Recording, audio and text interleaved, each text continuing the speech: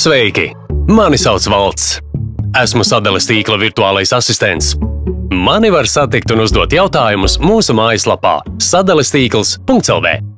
Šodien parādīšu, kā veikt slodzes samazinājumu mūsu klientu portālā.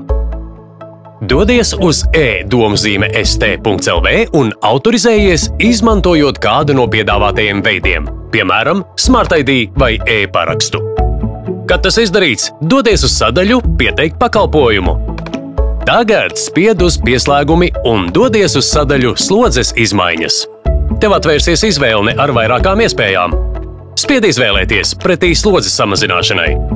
Aicinu iepazīties ar redzamo informāciju pirms slodzes samazināšanas. Šeit redzamas tavas elektrības pieslēguma šī brīža vērtības, fāžu un ampēru skaits. Piemērotāko pieslēguma jaudu var palīdzēt noteikt slodzes kalkulators, kurš pieejams šeit.